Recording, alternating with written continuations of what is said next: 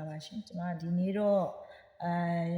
ရုံးတရုံးမှာကိစ္စတစ်ခုနဲ့စောင့်နေရနေပြီးတော့မှ Doxy cycling အကြောင်းလေးပြောပြချင်လို့ပေါ့နော်အဲ့တော့ Doxy cycling နဲ့ပတ်သက်တဲ့ post လေးဒီကာလာအတွင်းမှာလည်းတွေ့ရတယ်เนาะဒီဆရာဝန်တွေရေးတဲ့ post တွေရောပြီးတော့ pharmacist တွေရေးတဲ့ post တွေရောတွေ့ရတယ်ပေါ့နော်ဒါပေမဲ့တချို့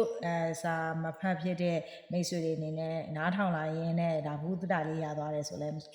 เนาะအကျိုးရှိတာပေါ့နော်အဲ့ဒီအတွက်ကြောင့်မို့လို့ကျမကဒီနေ့ဒီ Doxy cycling လေးအကြောင်းကိုကျမဖတ်ထားတဲ့ဟာလေးတွေနောက်ပြီးရခါကျတော့ဒီဆရာတွေဆရာမတွေရဲ့ post တွေကနေပြီးတော့မှမိတ်ဆွေတို့အတွက်အကျိုးရှိမယ်လို့ယူဆရတဲ့အရာလေးတွေပေါ့နော်ချက်ကလေး၄ချက်အကြောင်းပြောချင်တယ်ဆိုတော့ Doxy cycling ကเนาะဒီ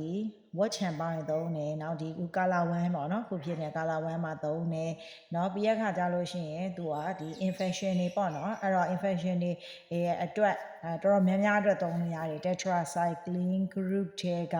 ဆေးတစ်မျိုးပဲเนาะအဲ့တော့ Doxy cycline ကိုတောက်တဲ့အချိန်မှာသတိထားရမယ့်အချက်တွေက Doxy cycline ကိုရေများများနဲ့တောက်ရမယ်တောက်ပြီးရင်ချက်ချင်းလှည့်ရတာမျိုးမလုပ်ရဘူးဘာဖြစ်လို့လဲဆိုတော့သူကဒီအစာရေမျိုးလို့ခေါ်တဲ့ဒီ esophagus မှာသွားပြီးတော့တစ်ဆိုပြီးတော့အဲ့ဒီအစာရေမျိုးရောင်ရမ်းနိုင်တယ်နော်ဒါတစ်ချက်နောက်တစ်ချက်က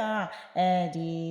Doxy cycline တွေ photosensitivity ဆိုတဲ့ side ပဲရှိတယ်အဲ့တော့ Doxy cycline တောက်နေတဲ့ကာလအတွင်းမှာမိတ်ဆွေတို့ကနေရောင်ခြည်တန်းကိုပြင်းပြင်းထန်ထန်ကြာကြာရှည်ရှည်ခံယူမယ်ဆိုရင်နီရဲရောင်ရမ်းဒါတွေဖြစ်နိုင်တယ်ဒါကြောင့်မို့လို့ဖြစ်နိုင်လို့ရှိရင် Doxy cycline တောက်ထားတဲ့ကာလအတွင်းမှာအပူပြင်းပြင်းထန်ထန်လင်းရောင်ပြင်းပြင်းထန်ထန်မခံသင့်ဘူးနော်နောက်တစ်ခုကကြတော့ဗာလဲဆိုလို့ရှိရင်Doxy cycline ဒီကျမတစ်ခါလည်းပြောဘူးတယ်เนาะဒီ tetracycline group ဖြစ်တဲ့အတွက်ကြောင့်မို့လို့သူကเนาะဒီ calcium နေ magnesium နေ aluminum နေ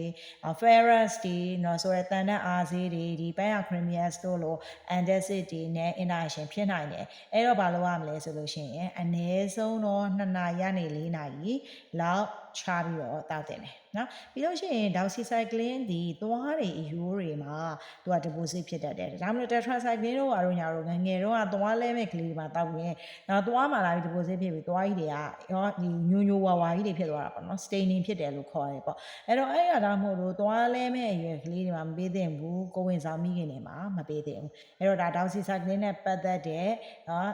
တီခေါင်းစရာအချက်ကလေးတွေဖြစ်တယ်ဒါပေမဲ့ antibiotic ကအမေဆိုလို့ဆရာဝန်ညွှန်မှပဲတောက်ရတဲ့အမျိုးအစားဖြစ်တယ်မိမိသဘောနဲ့သွားပြီးတော့ဝက်ချံပါလို့ Doxy cycline တောက်မယ်အဲ့လိုမျိုးမဟုတ်ဘူးပေါ့နော်